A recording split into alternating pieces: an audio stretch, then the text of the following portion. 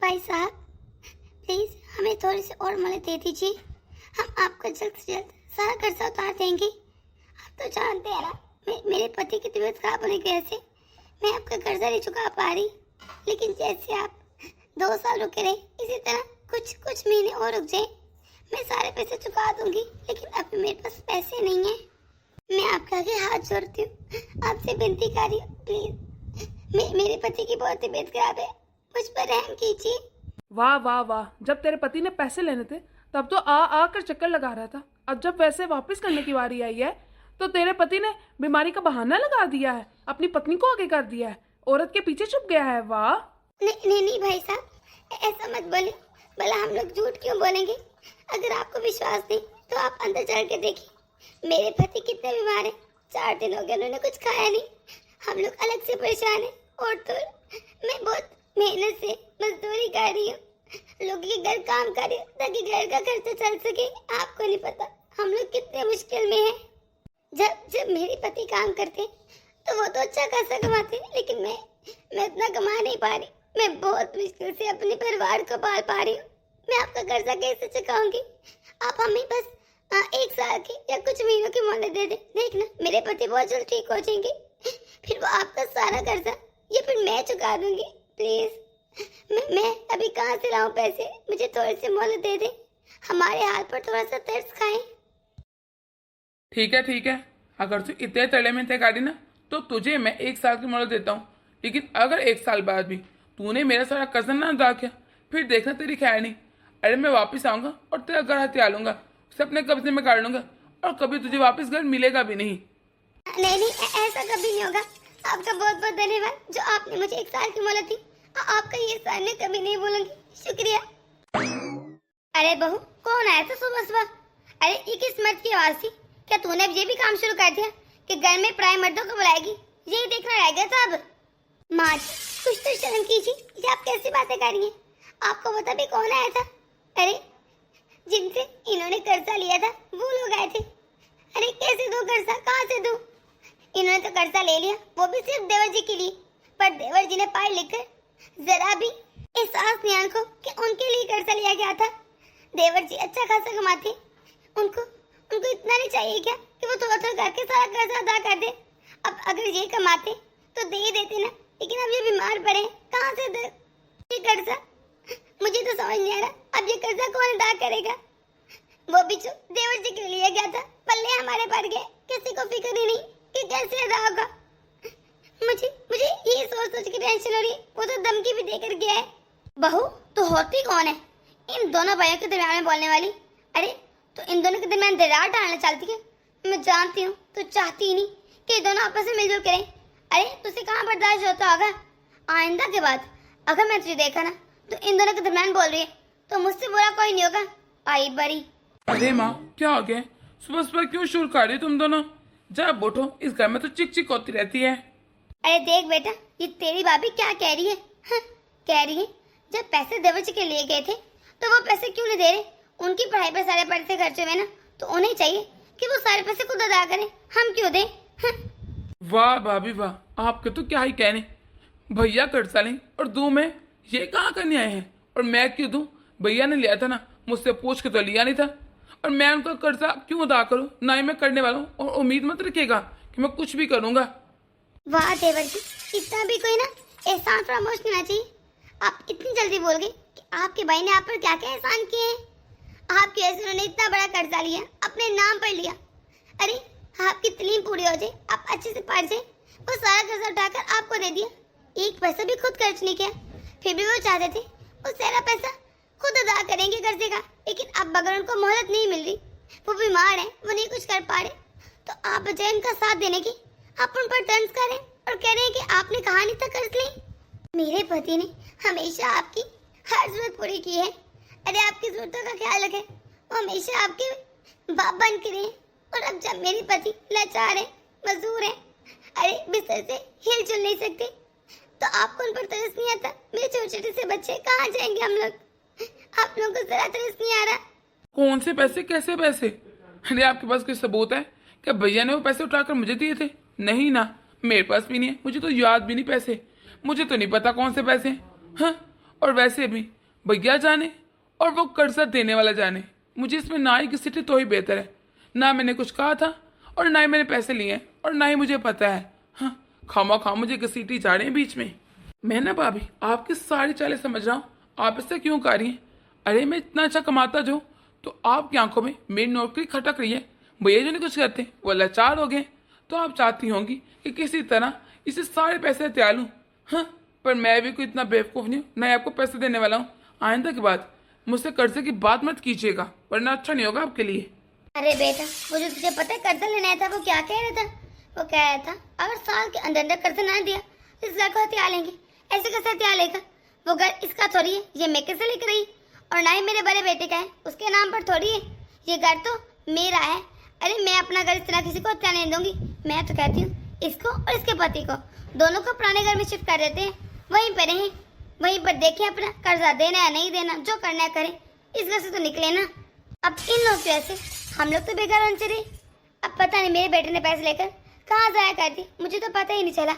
जुए में हार गया, सट्टे में हार गया, न जाने क्या कर ली इन लोगों ने, कहाँ रखे हैं पैसे, कोई बताता भी तो नहीं ना। हमें तो कुछ पता नहीं। इन लोगों की वजह से ना हम लोग कुछ नहीं भुगतेंगे। बेहतर ये कि ये लोग इस घर से चले जाएं। हाँ भाभी, मम्मी ठीक कह रही हैं। अरे आप जाकर ना उस पुराने गांव वाले मकान में रहें, और कम से कम वो छीनता भी है तो वो कच्चा सा मकान है। खैर है, ये तो हमने अभी मकान बनाया है, अब इतना आलीशान और अच्छा घर हम उसे तो लेने दे नहीं सकते। और वो इतना डॉन है कि किसी को अपने आगे टिकने नहीं देता। तो बेहतर ये कि आप जाएं यहाँ से। मम्मी जी, आज आपने आखिरकार अपना सुतेलापन दिखाई दिया। सही कहते हैं, सुतेली माँ सुतेली होती है, वो कभी सगी बन ही नहीं पाती। गलत होता है। वाह भाभी वाह, अगर हम कर्जा नहीं दे रहे तो सुतेले बन के ठीक है भाई। कहीं जो सुतेलापन है तो है, क्या कर सकते हैं। अब जो रिश्ता है वो मिटा तो सकते नहीं। आपको जो समझते ना आप वो करें, लेकिन आप इस घर में नहीं रहेंगी। वाह वाह वाह, तू कल के लड़की मुझे सुतेला बोल रही।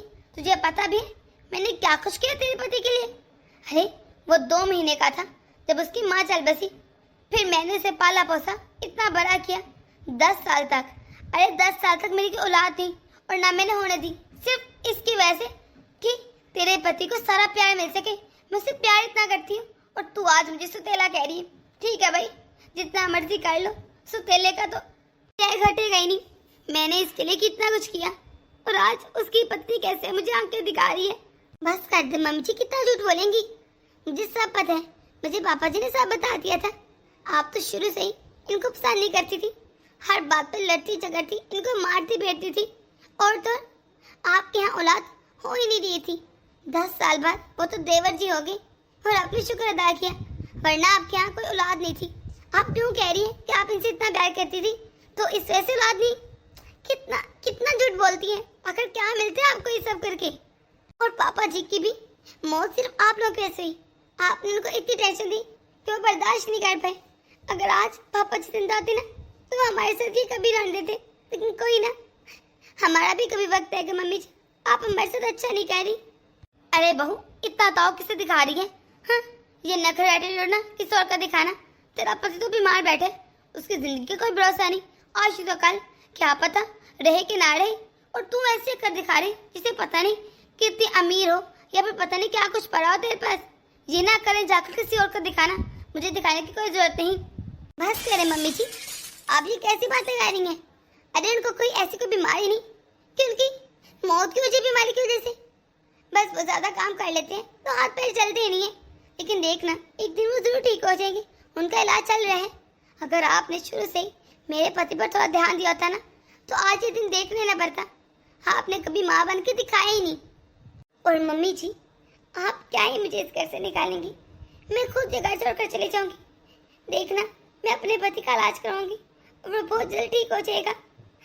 वक्त वक्त की बात है ना मम्मी जी, आज मेरा और मेरे पति का वक्त बुरा चल रहा है, लेकिन कोई ना, एक दिन होगा हमारा वक्त अच्छा चलेगा और आप लोगों का बुरा। फिर आपको मेरी बातें याद आएंगी मम्मी जी। वक्त वो भी बुरा हमारा हो ही न जाए। अरे इतना अच्छा खासा कमाता हूँ मैं कि मुझे किसी चीज की जरूरत नहीं। आप चुपचाप अपने पति को लिए और यहाँ से चले जाइए भाभी। मम्मी, मैंने चाचा की और दादी की सारी बातें सुनी, पर आप ज्यादा चिंता मत करिए। देखना, एक दिन सब ठीक हो जाएगा। हाँ बेटा, तुम ठीक कह रही हो, एक दिन सब ठीक हो जाएगा। चलो जाकर अपने बैग पैक करो, अपनी सारी बुक्स रख लो, हम लोग इस घर से जा रहे हैं। सुनिए सुनिए, उठिए उठिए जल्दी, हमें इस घर से जाना है, हमें अपने पुराने मकान में रहने के लिए जाना है। क्या ये क्या तुम बोल रही हो? हम बता अपने पुराने मकान में रहने के लिए क्यों जाएंगे? सब ठीक तो है ना? मम्मी जी और देवर जी बोल रही है, अगर हम लोग इस घर में रहे तो जिससे आपने कर्जा लिए वो हमसे घर छीन लेगा, तो वो अपना घर इस तरह किसी को भी नहीं दे सकती। उन्होंने साफ साफ कह दिया कि हम लोग इस घर से चले जाएं, इसलिए हमें जाना ही होगा। क्या वो कर्जा लेना आया था? क्या क्या कह रहा था? कैसे हैंडल किया तुमने? कहना क्या है, धमकी दे कर गया कि अगर मैंने 1 साल के अंदर अंदर कर्जा ना दिया तो वो ये घर हथिया लेगा। आपको पता है, मैंने इससे इतनी मिन्नतें की तब जाके 1 साल की मोहलत मिली। वो तो चाहा था आज ही कर्जा दे दो, पर मैं कहाँ से लाऊं? और आपके भाई ने आकर का तेलापन दिखाई दिया, कह रहे कि मुझे कोई पैसे नहीं मिले और ना ही मैंने लिए हैं। भैया ने यकीनन जुए में या सट्टे में उड़ा दिए होंगे, भैया ही जाने पैसे कहाँ हैं। क्या ऐसा कहा उसने? वो ऐसा कैसे कह सकते? वो बिल्कुल मेरे बच्चों की तरह था। बस देख ले, जिस भाई के लिए आपने मुझे मेरे बच्चों को भी इग्नोर किया, बस हर वक्त उसकी परवाह की। आज वो आपको कैसे आंखें दिखा रहे हैं, कैसे कह रहे मुझे कोई पैसे नहीं मिले, कह रहे कि जुए में लगाए होंगे। आपके भैया ने ये तक कह दिया कि वो एक भी कर्जा अदा नहीं करेगा। मैंने कहा भी कि थोड़ा थोड़ा करके थोड़ा सा पैसे दे दे, मैं भी कोशिश करूंगी वो भी कर ले, लेकिन नहीं माना वो। सच में तो तुम बहुत अच्छी हो, तुमने मेरा हमेशा साथ दिया है। कोई बात नहीं, उसे कह रहने दो, आज वक्त उसका है, कल हमारा भी होगा। मीना, तुम कितने अच्छे कपड़े सिलाई कर रही हो। तुम्हें पता है पूरे गांव में तुम्हारी धूम मची है, और तो तुम्हारे लिए एक बहुत बड़ा ऑफर आया है। ऑफर? कैसा ऑफर, जल्दी बताओ। तुम्हें पता है ना मुझे पैसों की कितनी जरूरत है। वो ना साथ ही जो शहर है ना, वहाँ पर एक आदमी रहता है, वो बता रहा था कि वो कोट कटिंग करके देता है, लेकिन उसे एक अच्छी सिलाई वाली चाहिए। मैंने तो आपका नाम बता दिया, अगर आप कहते तो हम चल के बात करते हैं। अच्छे खासे पैसे देगा वो, और तो इतने कपड़े आएंगे ना कि आप थक जाएंगे सिलते सिलते। उसके पास बहुत ज्यादा माल होता है। मैं कहती हूँ एक मतलब बात काढ़ी लेते हैं। हाँ हाँ, आप बात कीजिए। आपको तो पता है ना आपके भैया के इलाज के लिए मुझे कितने पैसे की जरूरत है, इसलिए मैं ज्यादा से ज्यादा पैसा कमाना चाहती हूँ। मैं दिन रात मेहनत करूंगी। वैसे अगर आपको इतनी चीज तैयार थी, आपने पहले क्यों नहीं की? इतना अच्छा हुनर है आपके पास, तो बस कभी मौका मिला ही नहीं। वैसे तो मैंने फैशन डिजाइनिंग कर रखी है और सिलाई भी काफी अच्छी सीखी है, लेकिन कभी मौका मिलता ही नहीं था कि मैं सिलाई करूं या कुछ करूं। लेकिन अब अलहदा हुई हूँ तो अपने सर पर साड़ी पड़ी है, और वैसे भी पूरा दिन घर में फ्री होती हूँ तो उससे सिलाई कर लेती हूँ, घर का खर्चा भी चल जाएगा और सब चीजें मैनेज भी हो जाएंगी। कहने को तो मेरा और आपका कोई रिश्ता नहीं, लेकिन मैं आपकी हमसाई हूँ, मैं आपका दुख दर्द समझ सकती हूँ। और तो मैं अच्छे से जानती हूँ कि आपने यकीनन पूरी कोशिश की होगी, लेकिन आपकी सास, अरे वो तो है चंडाल। जब यहाँ आती थी ना तब भी ऐसे ही करती थी। वो तो जब से उनके पति की डेथ होगी उसके असली रंग नजर आना शुरू हो गए, सुतेलापन दिखाई दिया, कैसे अपने बेटे को घर से बाहर निकाल दिया। बस अब हम लोग क्या ही कर सकते हैं। प्लीज आप उन लोगों की बातें करके मेरे समय बर्बाद मत करें, मैं उन लोगों की कोई बात सुनना ही नहीं चाहती। मुझे अपने काम पर फोकस करना है। आप बस जल्द से जल्द मुझे वो काम दिलवा दीजिए ताकि मैं दिन रात और मेहनत करूं और बहुत सारे पैसे जमा करूं। मुझे पैसे चाहिए बस। हाँ हाँ भाभी ठीक है, मैं करती हूँ बात, और आप ज़्यादा चिंता मत करना, देखिएगा भैया बहुत जल्द ठीक हो जाएंगे। मीना बस कर दो, अगर तुम इसी तरह दिन रात सिलाई करती रहोगी तो तुम्हारी कमर में दर्द निकल आएगा। घर के काम खत्म होते ही तुम सिलाई पर बैठ जाती हो, मुझे अच्छा नहीं लग रहा। बस कर दो ना, कितना सिलाई करोगी अब? मम्मी पापा ठीक कह रहे हैं। अरे आप इतनी मेहनत ना कीजिए ना, हमें अच्छा नहीं लग रहा। अब देखिए ना यहाँ पर आए सब ठीक हो गया, हमें आराम से 2 वक्त की रोटी भी मिल रही है, तो फिर आप खुद को क्यों दिखाती हैं इतना? 6 महीने हो गए हैं और अब तक आधा कर्जा जमा हो चुका है। मुझे जल्द से जल्द ज़्यादा मेहनत करनी है ताकि बाकी कर्जा पूरा हो जाए। मैंने वादा किया था कि मैं 1 साल के अंदर अंदर सारा कर्जा चुका दूंगी, और मुझे करके दिखाना भी है। ना मैं अपने वचन तोड़ सकती हूँ और ना मुकर सकती हूँ, और ऐसे भी आखिर कोई मेरे घर का सवाल है। और फिर जब मैं सारा कर्जा अदा कर दूंगी तभी मुझे बहुत मेहनत करनी पड़ेगी, क्योंकि मैं चाहती हूँ मेरी बेटी एक अच्छे स्कूल, एक अच्छे कॉलेज और एक अच्छी यूनि में पढ़े। तुम्हारा भविष्य तो बनाना है ना, बहुत मेहनत करनी पड़ेगी भी तो। मुझे तो ना आप अपनी तबीयत काफ़ी बेहतर लग रही है, काफ़ी सुधार आया है। तो मुझे लग रहा है कल से मुझे काम पर जाना चाहिए। मैं भी पैसे कमाऊंगा, तुम भी कमाना, दिन रात दोनों मेहनत करेंगे, देखना सब ठीक हो जाएगा। जी ठीक है जी, अगर आपको लग रहा है आपकी तबीयत ठीक है तो आप कर ले मेहनत, कर लीजिए काम। धीरे धीरे वो 6 महीने भी गुजर जाते हैं और मीना सारा कर्जा अदा कर देती है। आहिस्ता आहिस्ता सब ठीक होना शुरू हो जाता है, क्योंकि दोनों मियाँ बीवी बहुत मेहनत करते हैं और इस घर पर बहुत काम करते हैं। अब तो मीना की बेटी भी एक अच्छे स्कूल में एडमिशन कर लेती है। फिर क्या था, घर में तो पैसों की जैसे रेल पेल हो गई थी।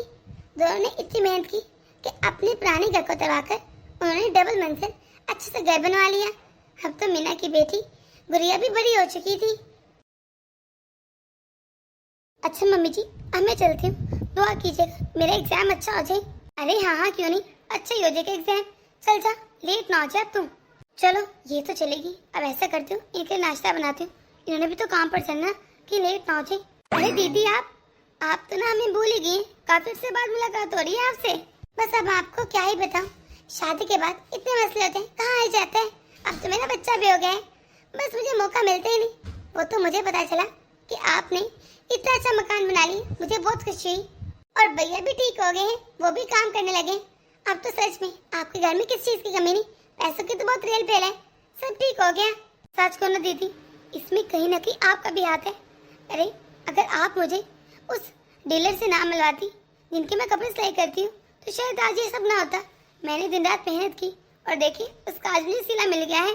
मेरा कोई एहसान नहीं, ये तो आपकी मेहनत है और आपकी लगन है जो आपने इतना अच्छा काम किया। मेरा तो फर्ज था, और वैसे भी वो कोई काम था मिल रहा, मैंने बता दिया। आप इस तरह मुझे शर्मिंदा मत करें। चले आकर बैठी, मैं आपको चाय नाश्ते के बिना जाने नहीं दूंगी। पता नहीं बाद में कब आएंगे आप। नहीं नहीं, अभी मैं बहुत जल्दी में हूँ, फिर कभी आऊंगी तो फुर्सत से बैठकर चाय नाश्ता करूंगी। वो मैंने सोचा आपको पूछ लेती हूँ, क्या आपको पता है आपको जानकारी मिली? क्या मतलब, कौन सी जानकारी? मुझे समझ नहीं, क्या ना क्या चाहती हैं दीदी आप? वो मैंने सुना है कि आपके देवर का बहुत बुरा एक्सीडेंट हुआ है, शायद उसके दोनों पाँव नहीं रहे, वो मजबूर हो चुका है। क्या ये क्या कह रही दीदी आप? मुझे तो नहीं पता। कब हुआ एक्सीडेंट, कैसे हुआ? हमें तो किसी ने कुछ नहीं बताया। वो ठीक तो है? भाभी इस बात को 15 दिन हो गए हैं, अभी तो शायद वो हॉस्पिटल में है, शायद आजकल में छुट्टी मिल जाए। आपको पता है उनका ऑपरेशन भी हुआ है, लेकिन फिर भी उन्होंने अपने पाँव गंवा चुके हैं।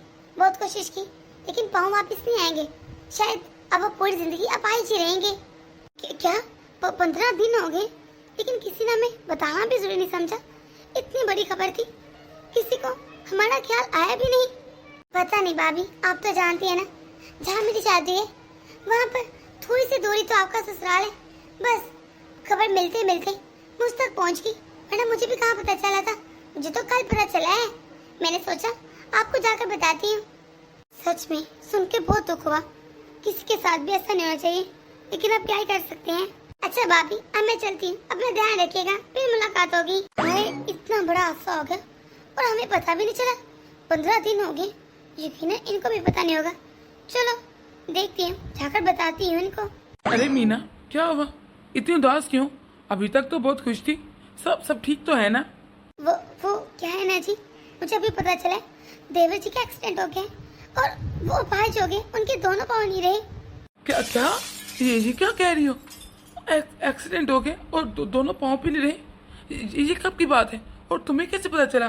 दीदी ने बताया है और इस बात को 15 दिन हो गए। मैं भी हैरान थी कि हमें पता ही नहीं चला। चलिए मैं तो कहते जाकर मिल आते, पता नहीं किस हाल में होंगे वो लोग। नहीं मीना, जो कुछ हुआ मैं उसके लिए बहुत दुखी हूँ। मुझे अफसोस है कि उसके साथ ऐसा हुआ, ऐसा किसी के साथ नहीं होना चाहिए। लेकिन फिर भी मैं वहाँ पर वापस नहीं जाऊँगा। जो कुछ उन्होंने मेरे साथ किया मैं कभी नहीं भूल सकता। कैसे भूल जाऊँ? मेरे मुश्किल वक्त में कैसे लोगों ने मुझे घर से निकाल दिया, मेरा साथ नहीं दिया। मैंने आज तक उन लोगों के लिए क्या कुछ नहीं किया, इतना कुछ किया, अपना आप कुर्बान कर दिया, फिर भी क्या सिला मिला? सुतेला बेटे कह के घर से निकाल दिया। और हाँ, तुम्हें भी वहाँ पर जाने की कोई जरूरत नहीं, खबरदार तुम गई वहाँ पर तो। लेकिन सुनिए तो। क्या सुनूं? उन्होंने बताया हमें एक कॉल तक करना जरूरी समझी। जब तक वो नहीं आते और आकर हमें बताते ही नहीं या मदद नहीं मांगती, मैं नहीं जाऊँगा। अरे क्यों जाऊँ मैं? जब जब उन्होंने हमें अपना हाल नहीं बताया तो हमें भी कोई जरूरत नहीं चाहकर उनसे पूछने की। शायद ये ठीक कह रहे हैं। अरे हम इतने मुश्किल वक्त में थे, लेकिन कभी भी उन्होंने पलट के नहीं पूछा और हमें घर से निकाल दिया बजाय हमारा साथ देने के। मुझे तो लगता है हमें नहीं जाना चाहिए। अरे जब तक तो मैं फिट था, कमाता था, तुम्हें सारे ऐशो आराम दे रहा था, तब तक तो तुम कहती थी मैं तुमसे बहुत प्यार करती हूँ, हमेशा तुम्हारे साथ रहना चाहती हूँ। और अब जब मैं अपाहिज हो गया, मेरी टांगी नहीं रही, मेरी जॉब चली गई है, मैं खुद बहुत परेशान हूँ, तुम मुझे छोड़ना चाहती हो, कैसे मुझसे लड़ जगा रही हो। तुम्हें सिर्फ अपनी पड़ी है, मेरी कोई फिक्र नहीं। अरे देखो मेरे ऊपर क्या गुजर रही है। मुझे किसी चीज़ की कमी नहीं थी और अब देखो मेरे पास मेरी टांगे नहीं रही, मुझे जॉब नहीं मिल रही, मैं परेशान हो गया, हर वक्त एक जगह बैठे रहता हूँ। मेरी फिक्र है कि नहीं? ये सब सिर्फ कहने की बात होती है। अरे जीवन जीने के लिए ना पैसों की जरूरत है, पैसों की। और तुम्हारे पास ना कोई पैसा नहीं है। हाँ, सारे पैसे तो तुम्हारे इलाज में खर्च हो गए। अगर मुझे पता था ना कि शादी के 3 साल बाद इससे तुम अपाहिज हो जाओगे तो कभी भी तुमसे शादी न करती, चाहे तुमसे जितना मर्जी प्यार करती थी मैं। लेकिन इस तरह अपाहिज इंसान के साथ मैं जीवन भर नहीं रह सकती। इससे अच्छा ना मैं पूरी जिंदगी गंवारी रहती और तुमसे शादी ना करती। हाँ, लेकिन अब क्या ही कर सकती हूँ, शादी जो कर ली है तुमसे। और अब सिर्फ मेरा नहीं, मेरे बच्चे का भी सवाल है। अरे मैं नहीं चाहती कल को मेरे बच्चे के ऊपर के उंगलियां उठाए, उसके दोस्त उसका मजाक बनाए और उसे ये कहकर तंग करे कि तुम्हारा बाप तो पाई जाए, चल फिर नहीं सकता। ना ना ना, मैं अपने बच्चे के लिए चीजें बर्दाश्त नहीं करूंगी, बिल्कुल नहीं। मुझे कोई ना कोई फैसला तो लेना ही पड़ेगा। तुम मेरी जरूरतें नहीं पूरी कर पा रहे और तुम चाहते हो कि मैं तुम्हारे साथ रहूं और अपने बच्चों को भी यहाँ पे रखूं, कभी नहीं।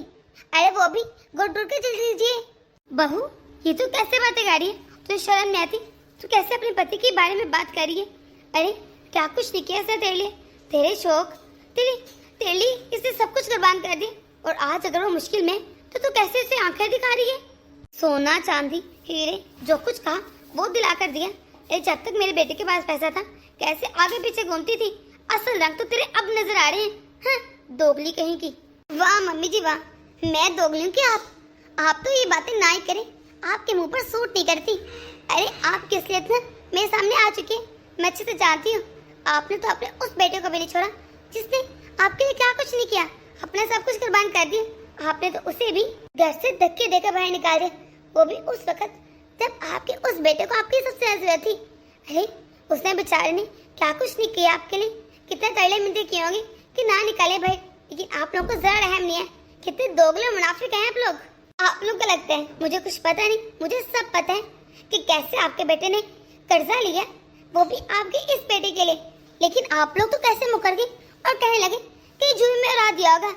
मम्मी जी आप माने या ना माने, ये सब उन्हीं चीजों का नतीजा है। जब आपने अपने बेटे को कुछ सिला दिया ही नहीं तो आज यही सब होना था ना। मक्का फाते अमल है। हाँ। और आपको पता है मुझे सारी बातें किसने बताई? आपके इसी बेटे ने, वो भी बड़े मजे ले लेकर बताया कि कैसे हमने अपने भैया को घर से बाहर निकाला। इसने इतना ही सोचा कि ये वक्त कभी इस पर भी आ सकता है और आज देखिए ये वक्त आ चुका है। वो देखिए अपने उस बेटे को कहाँ पर पहुँच चुका है। उसके घर में पैसे की किसी चीज की कमी नहीं और इस घर में ये नौबत आ गई है कि 2 वक्त की रोटी भी नहीं है और तो शायद ये मकान भी रुक जाए, क्योंकि यही आसार नजर आ रहे हैं मुझे। तो आप लोगों के ऊपर इतना कर्जा आ गया ना जिसकी कोई इंतहा नहीं, कौन उतारेगा वो? हाँ, ये आपका बेटा जो अपाहिज लंगड़ा है, ये तो कुछ नहीं कर सकता, ये देगा कर्जा। घर में दाल रोटी खाने के पैसे नहीं है और ये कर्जा देगा। हंसी की बात है कि नहीं? मैं पागल हूँ जो यहाँ रहकर अपने सारे साल बर्बाद करूँ। अभी मेरी उम्र ही क्या है? बहू जो भी है जैसे भी है, अरे तुझे तो भूखा नहीं मारा ना, तेरी सारी जरूरतें पूरी हो रही है ना। बता किस दिन तुझे खाना नहीं मिला? रोज खाती है फिर भी ऐसी बातें कर रही है। फिर तू क्यों ऐसा कर रही है? तू क्यों मेरे बेटे को छोड़कर जाना चाहती है? मम्मी जी पेट तो जानवर भी बढ़ लेते हैं, पेट बढ़ना क्या आता है? अरे पेट बढ़ने से ना सारे शौक पूरे नहीं हो जाते। मेरी बहुत बड़े शौक है, मैं इस तरह आप लोग के साथ रहकर अपनी पूरी जिंदगी बर्बाद नहीं करना चाहती। क्यों शौक मानूं अपने, वो भी आपके इस बेटे के लिए? मुझे पागल किसी कुत्ते ने काटा नहीं जो ये करती फिरूं। अरे आप लोग रहे यहाँ पर, जो करना करें, मैं तो जा रही हूँ यहाँ से। मुझे अपने शौक पूरे करने हैं। बहुत जल्द आपके बेटे को डिवोर्स के पेपर में भेज दूंगी, मैं तलाक ले लूंगी इससे, मैं तो इसके साथ नहीं रहूंगी। और रही बात बच्चे की, अरे अभी मुझे वक्त ही कितना हुआ प्रेग्नेंट हुए, आजकल सब कुछ हो जाता है। मैं कोई भी गोली खाकर हो सकता है खत्म कर दूं, हो सकता है रख लूं, ये मैं बाद में सोचूंगी। मैं पूरी जिंदगी बर्बाद तो कर नहीं सकती ना। क्या क्या तू अपने बच्चे को खत्म कर देगी? अरे कैसी माँ तू, बहू ऐसा मत करना। और तू इस घर को छोड़ के नहीं जा सकती, हम लोग आगे बर्बाद हो गए तो तू तो हमें छोड़ के मत जा। मुश्किल वक्त में अपने ही तो काम आते हैं। हाँ, क्यों रुकी यहाँ पर? तब आपको अपने याद नहीं है जब आपने अपने बेटे को बाहर निकाला था घर से? आप वो क्यों भूल जाती हैं? वो भी तो आपका बेटा था ना। उसने भी सोचा होगा कि मेरे अपने हैं, मेरा साथ देंगे, लेकिन आपने साथ नहीं दिया। अब आप मुझसे ये क्यों उम्मीदें लगा रही हैं? मैं तो फिर भी आपकी बहू हूँ, बेटी नहीं। बहू बहू मत जा, कैसे हमें छोड़ के चलेगी? हाँ, वो सही कह रही है। जाने दो से, मेरे पास अब है ही क्या जो मैं इसके सारे शौक पूरे करूँगा। और जाते जाते उसने मुझे आईना दिखा दिया। उसने ठीक कहा, आज हम जो कुछ भुगत रहे हमारे कर्मों का नतीजा है। हमने जो कुछ किया आज हमें वही वापस लौट कर आ रहे हैं। उस एक्सीडेंट में मेरी जान निकल जाती तो ठीक था, लेकिन देखे मेरे सिर्फ पाँव चलेगी ताकि मैं पूरी जिंदगी वो सजा भुगत सकूं जो मैंने अपने भैया के साथ किया। माँ, मुझे बहुत दुख हो रहा है। इससे अच्छा मैं मर ही जाता, लेकिन ये सजा बहुत बड़ी है माँ। मुझसे नहीं रहा जा रहा है, मैं कैसे रहूंगा माँ? सही कह रहा है बेटा, जो कुछ हमने किया सामने आ रहा है, पर हम अब क्या करें? अरे हम तो पाई पाई के मोहताज हो गए। ये घर भी पता नहीं कब बिक जाएगा। जिस घर पर हमें इतना गरूर था, उन दोनों के घर से बाहर निकाल दिया। आज वही घर बिक रहा है।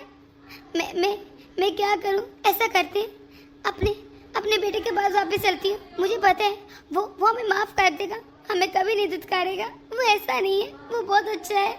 माँ, लेकिन हम किस मुंह से उनके पास थे? हमने उनको उस वक्त घर से निकाला जब उन्हें हमसे सबसे ज्यादा जरूरत थी, लेकिन हमने सिर्फ कुछ पैसों के लिए घर से धक्के देके बाहर निकाली। जबकि मेरी इतनी अच्छी जॉब थी, मैं चाहता तो उनका जल्द से जल्द सारा कर्जा उतार सकता था जो कि भैया ने मेरे लिए लिया था, लेकिन मैं कैसे मुकर गया और उनको नीचा दिखाने की कोशिश की। आज देखिए वो कहाँ पर और हम कहाँ पर।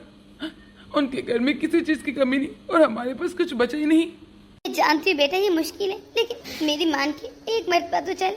मुझे पता है वो समझेगा मुझे।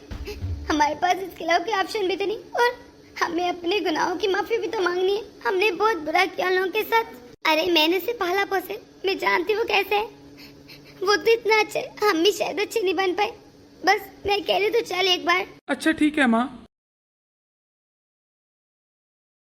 भैया प्लीज मुझे माफ कर दे। देखिए आज मैं किस साल में पहुंच के मुझे मेरे कर्मों की सजा मिल गई है। भैया प्लीज मुझे माफ कर दे। मैं जानता हूँ मैंने आपके साथ बहुत बुरा किया, बहुत ज्यादा, शायद माफी के लायक भी नहीं, लेकिन मैं फिर भी चाहता हूँ आप मुझे माफ कर दे भैया। I am sorry. मैं जानती हूँ मैंने जो कुछ किया तेरे साथ वो माफी के काबिल नहीं है। मैंने तेरे साथ बहुत बुरा किया, लेकिन मैं क्या करूँ, मैं बहुत मजबूर हो के इस घर में आई।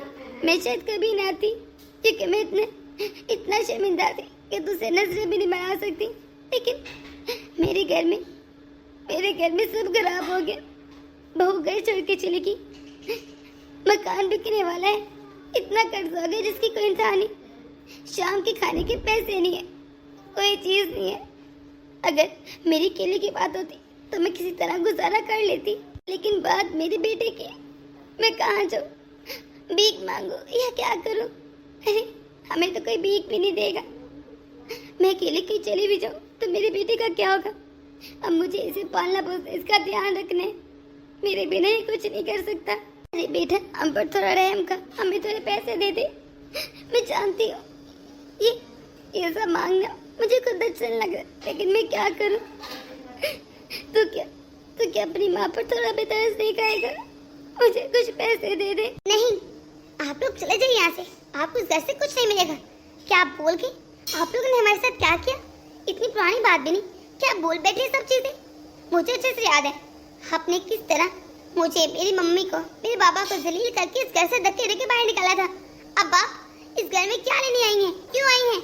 गुड़िया ये तुम कैसी बात कर रही हो? बड़ों से ऐसे बात करते हैं क्या? और वैसे भी ये बड़ों की बात है, तुम्हें बोलने का कोई हक नहीं। जाओ जाकर पढ़ाई करो और आइंदा ऐसे कभी किसी से बात मत करना, ठीक है? जी मम्मी जी। सुनिए जी, मैं तो कहती हूँ हम देवर जी को और माँ जी को अपने साथ ही रख रहे थे। इन्होंने जो कुछ किया वो इनका कर्म था। अरे उनको इनकी सजा मिल चुकी है, और जो हम करेंगे वो हमारा बड़ापन है, या जो भी हम करेंगे वो हमारे साथ अच्छा ही होगा कल को। मुझे लगता है इस तरह इन लोगों को अकेला छोड़ना ठीक नहीं। उनकी हालत देखिए।